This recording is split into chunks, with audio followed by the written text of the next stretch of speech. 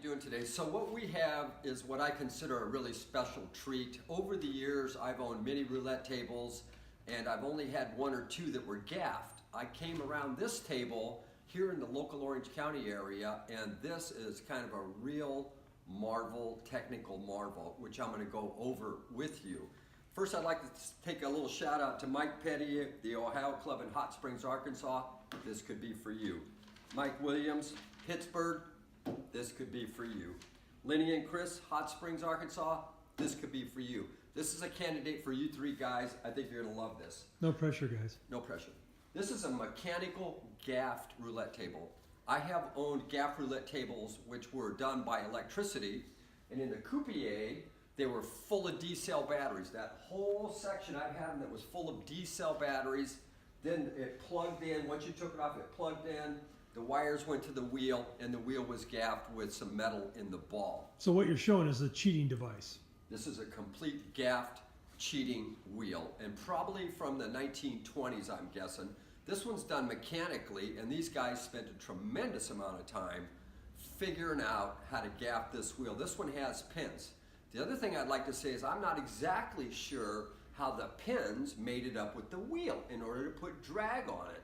So anybody out there who's seen one of these mechanisms that knows something about it, please chime in so we can add it to our video and we can understand exactly how it works, because I know kind of how it works, but not how it works. I do not have the wheel. I only have the table. And this, by the way, the table is a very nice clawfoot table in very, very nice condition. Somebody has cut the oilcloth in half to demonstrate the gaffed cheating device.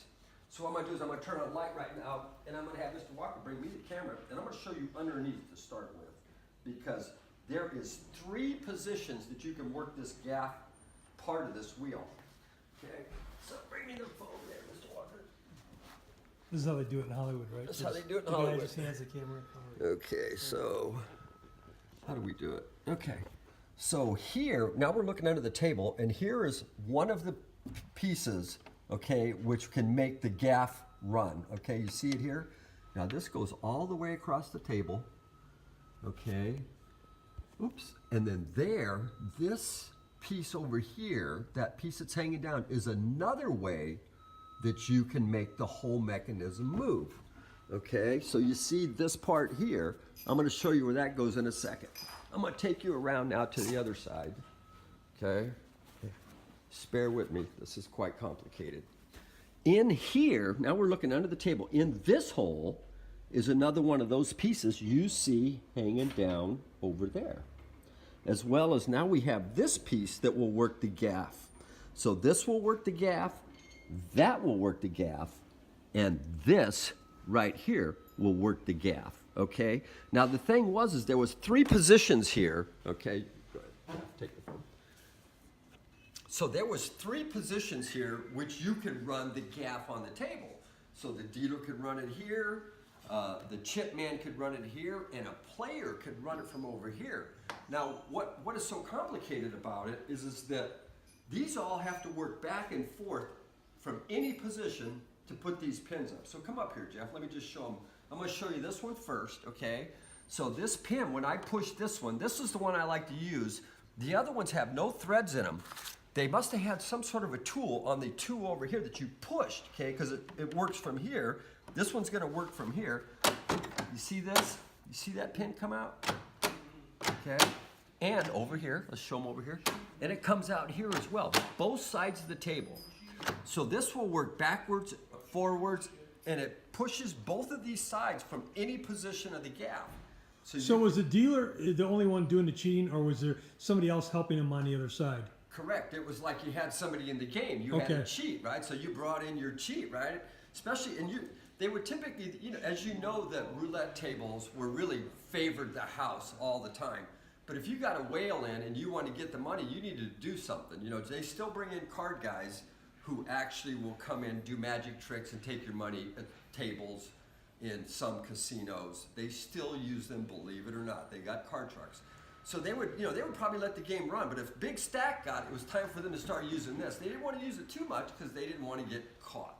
So you think it was mostly a 2-man cheat then? There was 2 guys involved with the cheat? There could be 3. A player and one guy could do it from here. Okay. One guy could do it over here, and one guy could do it here. So they would rotate, or depend on how the crowd was, when they would activate this.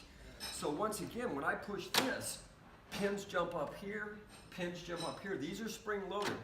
I took this whole thing apart because it was dusty, dirty, and sticky, and I cleaned it all, put it back together. There's a few adjustments here. I'm going to take some photographs, where they got sliders for spring tension. And this is very elaborate. Now, the other thing is that this here is one of your rails, okay, which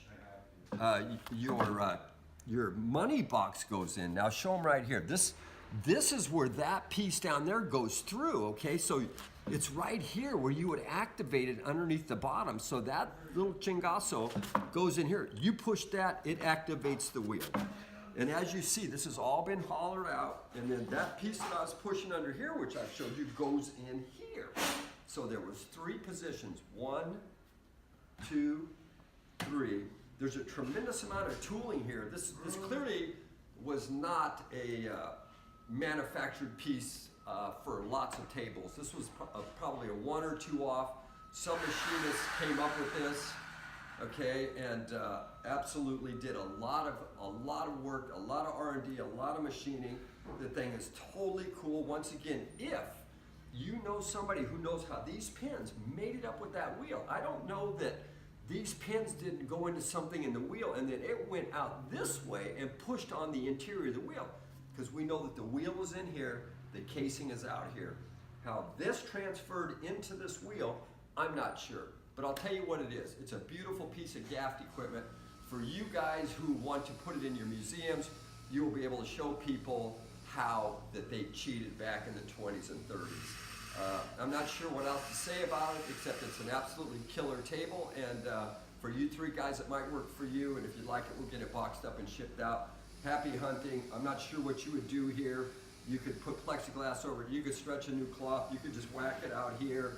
You could put a wheel in it, but it's just a really killer mechanical piece of Gaffed roulette table.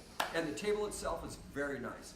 Anyway, I know this has been a long video, but there was a lot to say, so I hope you enjoyed it. And there you go, folks. For you people out in TV land that want to see how they used to cheat in the old days, this is a perfect example. It don't get no better than this. Anyway, thank you for your time and enjoy this video.